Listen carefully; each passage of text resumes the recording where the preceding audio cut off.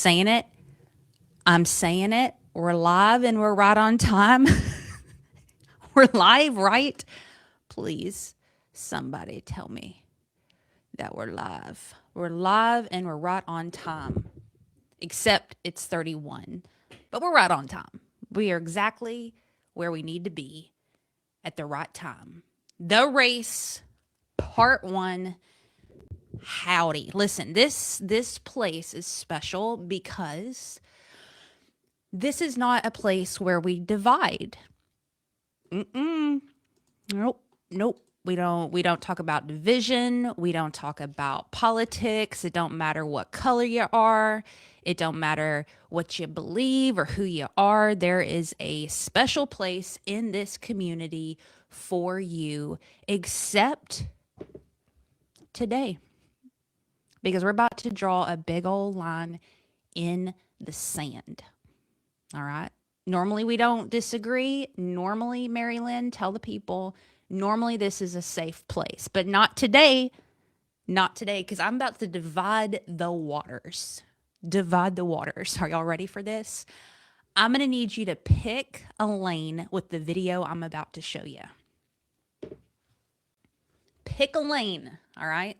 If you're popping in here, please give this a share. Share it out. I'm only seeing like one person in here, so I'm not sure if their Facebook's confused. They're like, who's this gal? She's hacking into Glenn Lundy's Facebook page. I sure did. Oh, there we go. Wendy, Sunny, Maryland. Okay, are we ready? Are we ready to pick a lane?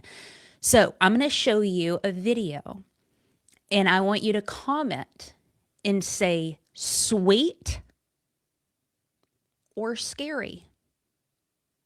Is this sweet or is this scary? Pick a lane. All right? Pick a lane. Here we go.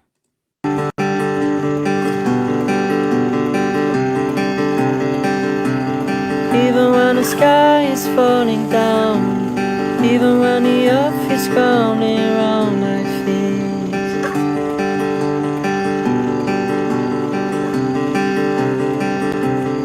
even when we try to say goodbye, you can cut the tension with a knife in you. Is this scary? Is this sweet? I need to know. 'Cause I know what will happen if we get through this. And if the earth ends up crumbling down to its knees, and baby, we just gotta get out. We just gotta get out. And if the skyscrapers tumble down and crash around, and baby, we just gotta get out. We just gotta get out. Spoiler alert, spoiler alert. They did not eat him. They didn't do it. But I need Peter. Peter, that was a wrong answer. Sweet. Okay, seriously, sweet or scary? Sweet or scary?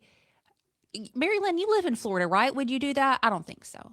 I don't think so. Listen, we're going to lay that down, though, because we got a good morning show for you. I have lots to share. Little time because I already wasted it on the alligators. But good morning. So glad you're here. Let's get started. Ooh.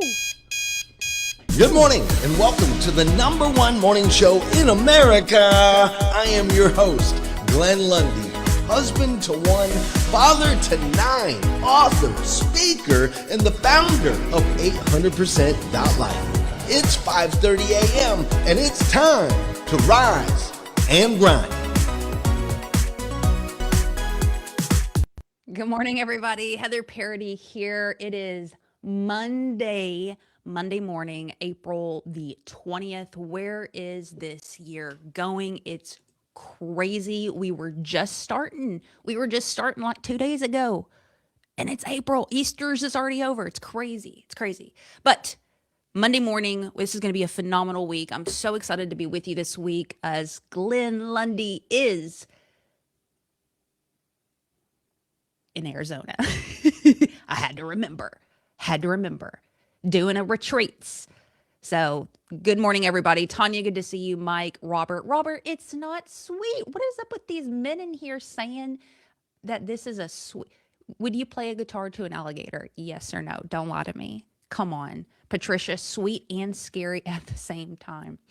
So if you're new around here and you have no idea what's going on, it's 5:30 a.m. live morning show every single week, every single day, Monday through Friday. Glenn Lundy is the host of this show. He's normally here, but facilitating a retreat for 800%, and I'm here filling in for him this week. Super excited to be with you. We believe that the way you start your day will change your life. And so, whether you are watching on the replay or watching live, we are so grateful for you to be here. If you guys will do me a favor, go ahead and hit the share button, share this out so folks can find the show. We have a good one for you today. So how was everybody's weekend? I wanted to share a little bit of mine. I don't understand. I have a 13-year-old and a 9-year-old, and the things that kids are into nowadays. I sound like an old lady, but we did this thing this weekend called squishy hunting or something like that. You go to the stores and then you look for this certain squishy. And we did that for like 3 hours. It was really, really interesting. But I was pleased to see my daughters know this song. Oh, you can't even see it because I moved it away. There you go. Oh, let's do that again. How in the world do kids know this song? I don't know. That could be interest right there. Please stop this. So we had a good time. I enjoyed spending some time with my daughters. Also did a 20-miler yesterday. I'm preparing for my third marathon coming up this weekend. And I want to spend some time today talking to you guys about just some personal stories with my training and evolution as a runner, and just some like lessons that I've pulled from that. And you might be thinking to yourself, well, I'm not a runner, Heather. I'm not preparing for a marathon. This isn't going to be relevant to me. But I heard this quote the other day. Anthony Trucks, who's been on the show before, said this in another interview. He said, "It's when he's sharing his story, it's not my story. It is my experience. It's the world's story. It's not my story. It's my experience. It's the world's story." And he was sharing that with someone who was talking about how do we make an impact through our story, tell the same story over and over again, maybe tell stories that we don't necessarily feel like are relatable because they're so specific. And what Anthony was saying there is that it's all of our stories, the details, the things that we share, right?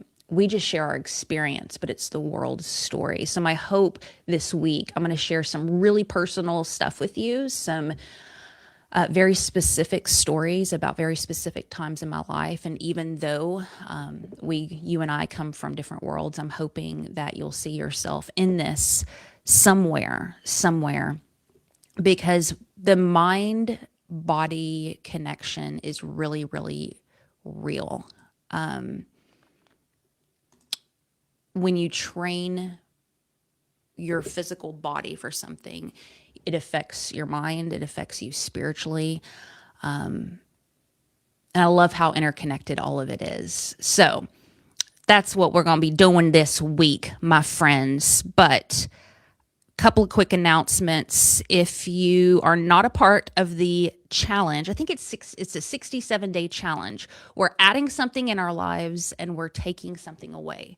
I believe we're about 3 weeks into this already. I can't believe how fast it's going. But this is what I've been adding in. Look at this whole thing. I've got a lot of work to do this morning, but a whole gallon of water. I would say I do pretty good. I get to about here at the end of the day.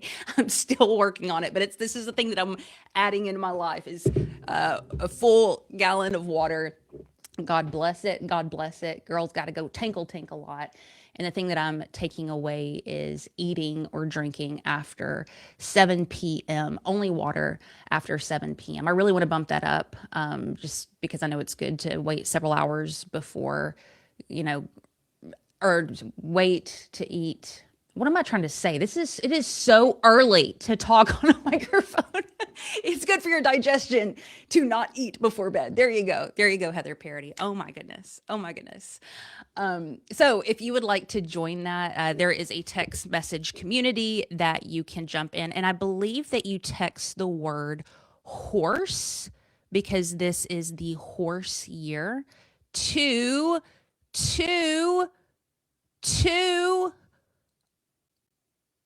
well, I'll put it in the chat somewhere because I can't find it. Marilyn, can you help me?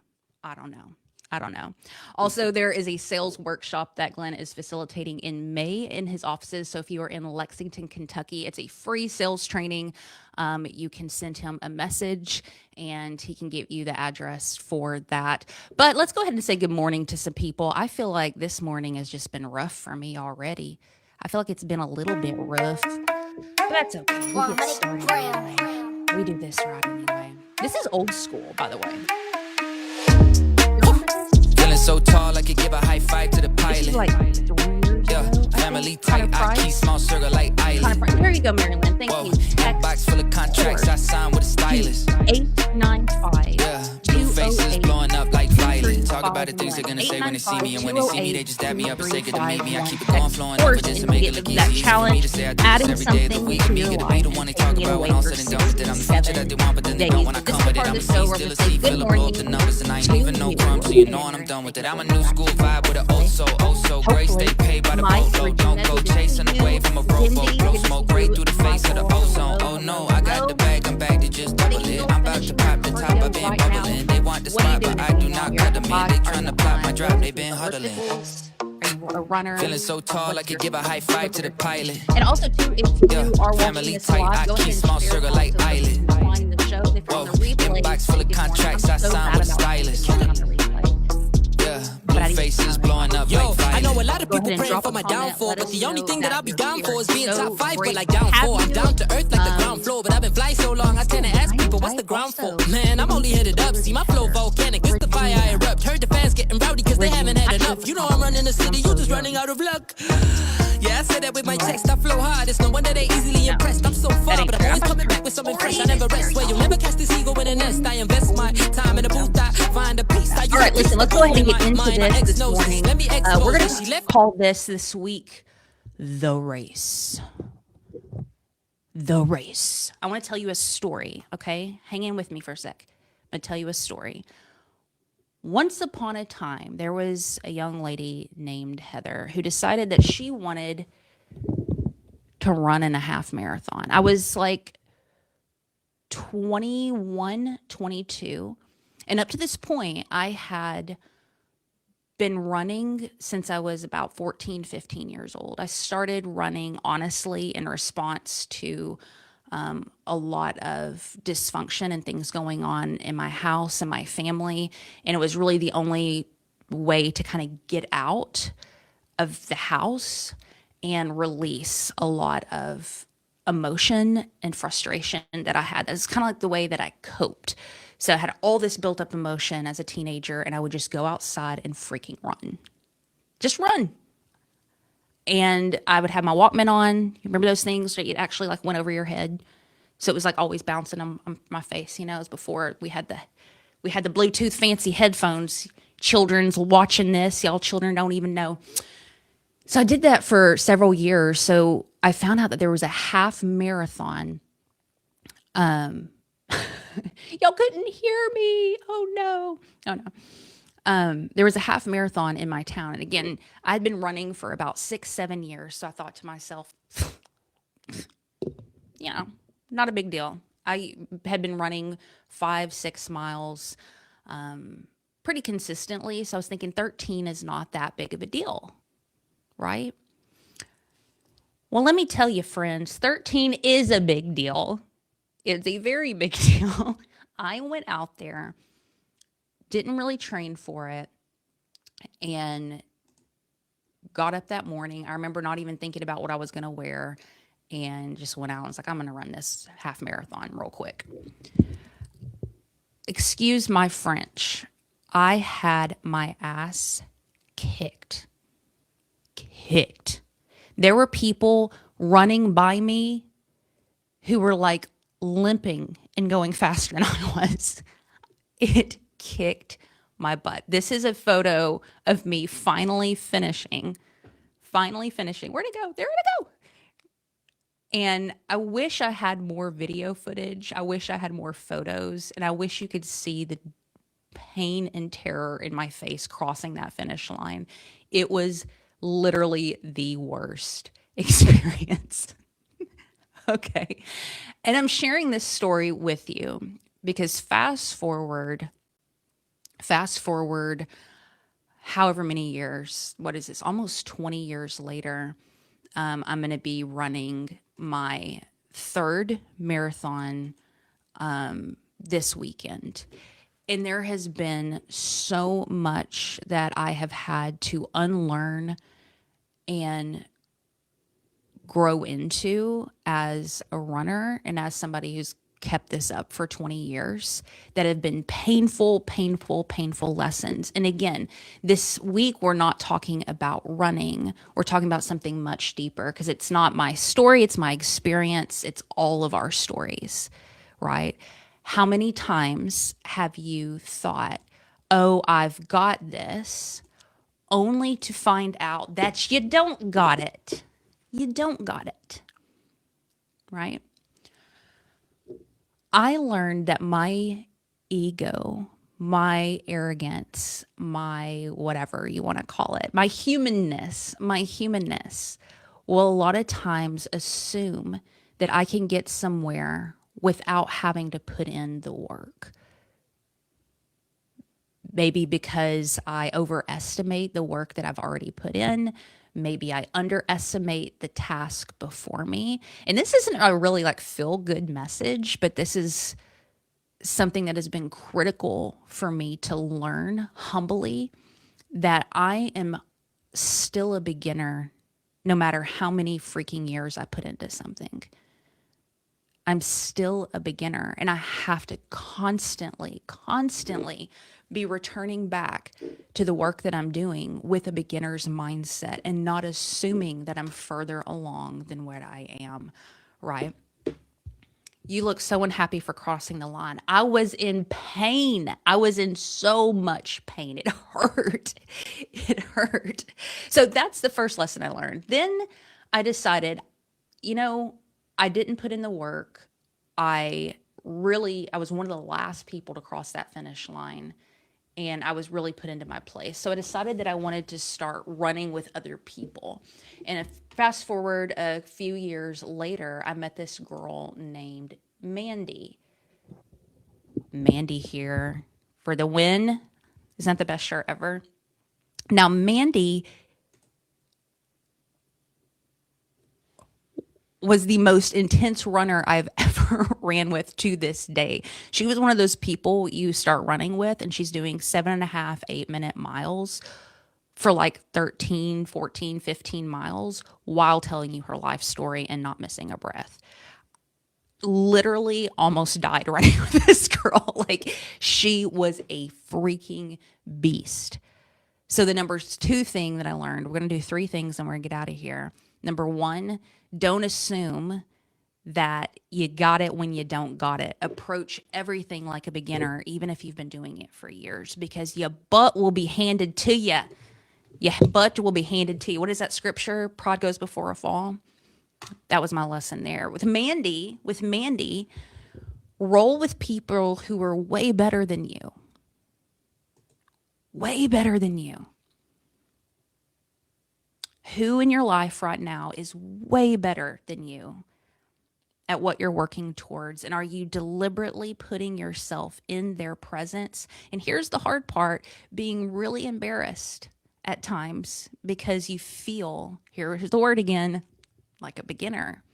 It's humbling. It's humbling rolling with people who make more money than you, who have better relationships with you, who are in better shape than you, who have their stuff together a little bit more than you. It's so humbling because we put dissonance between us and them, like they're better. But really, that's the only way we're going to push ourselves and see that something is possible, by rolling with these people. The last thing, Randy is fire. Mandy is fire. And Randy. And Randy. The last thing I wanted to share with you, and this is my early days of running. Tomorrow I have a story about the Ironman, and then we have some big mistakes coming up on Wednesday and Thursday, things that I learned the hard way. Some good stories coming up. This is my beginning years of running, right? Number one, approach things like a beginner. Number two, roll with people who are way better than you.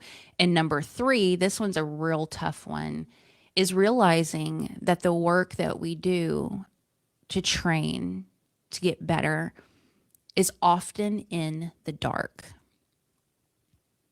It's in the dark. It's not the stuff we, get excited about and post on social media. I mean, here's all the, half marathons I started doing to build up. And by the way, I actually finished these. Look, I look a lot happier there after, running with Mandy and training and actually getting better. Those are the exciting times. People with the music and the blowhorns and the cheering and posting it on social and saying I finished and I'm this and I'm that and hanging and blah blah blah. But most of the work that we do is in the dark. This comes from Anthony Trucks. Again, I'm bringing him up.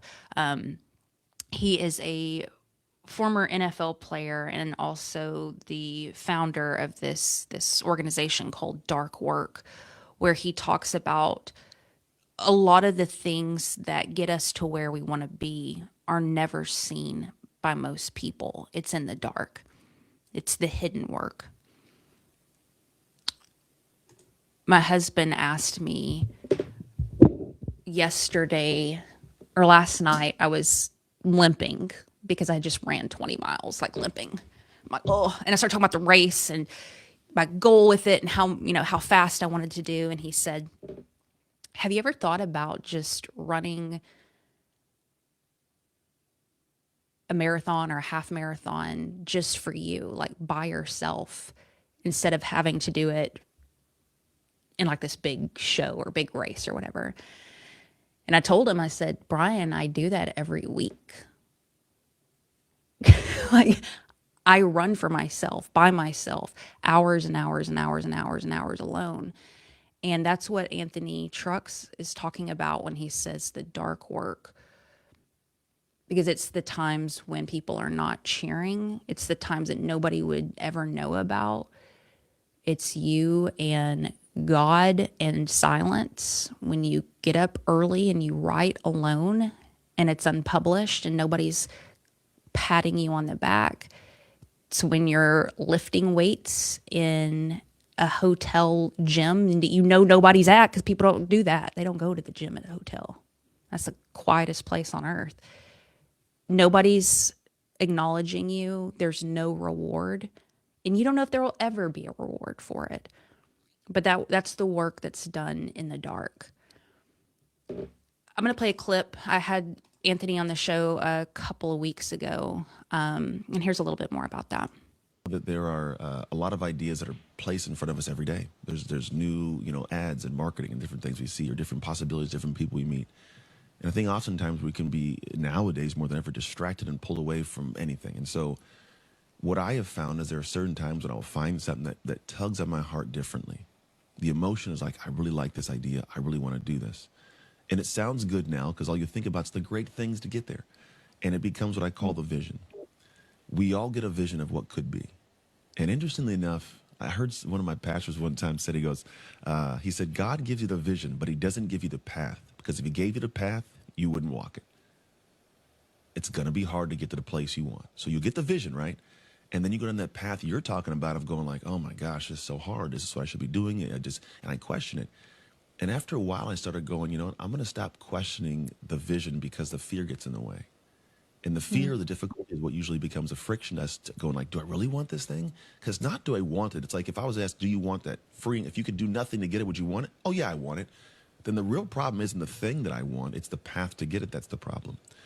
And then here's where I have found that if I commit to a vision, for me, the desire doesn't come down to what I want. It comes down to who am I? And let me unpack this. It'll make sense, I promise. But for me, my goal is to go, this is what I want. Yes, Anthony, you have made a commitment. You're the kind of person, if you make a commitment, you see it through to the end. That is who you are. Knowing that, Anthony, you cannot rely upon emotion to get you there, because you are not feel like doing it one day. Something's going to pop up. You're going to get sick. Your wife's going to have an issue. Your kids are going to have a problem. There's going to be something you face. You're going to start. It's going to be hard, because if that thing is what you desire, it should be hard.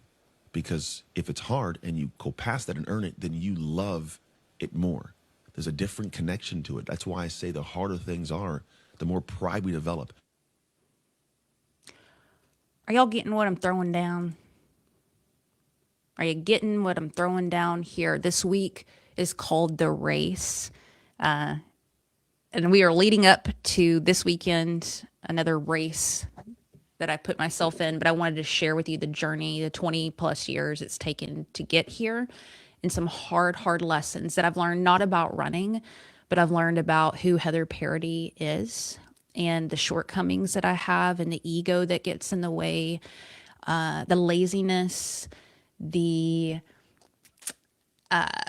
apathy, and not to be hard, but also be aware of where I'm really at and how far I have to go, not just physically, but mentally, emotionally, spiritually. So today we're talking about those early days and the very beginning. I shared with you, I had been running for several years, 5-6 miles here and there. So I sign up for a race and I'm like, pfft. And I realized that I was not as far as I thought I was, right? That I wasn't approaching it with reverence, the task that was at hand, right? It's fun, and there's a lot of dopamine that comes in with setting goals. This challenge that we're in of I'm gonna drink this big ass thing of water today, right? It's fun saying that we're gonna do it, but I told you earlier, man, when I get down to right about here, that's when it gets freaking real,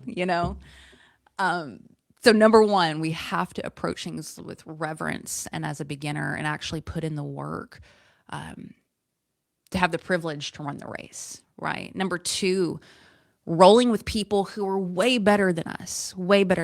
I was because I was the only runner that I knew. Nobody in my family ran.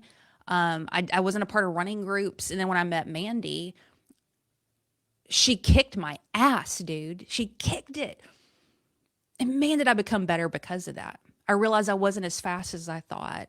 I realized that, I wasn't fueling myself the way that I should have been fueling myself, et cetera, et cetera. And the last thing is this dark work idea that you have to do things alone 90% of the time, without the applause, without the affirmation, without the clout or the social media posts and all of this stuff, and nobody's impressed.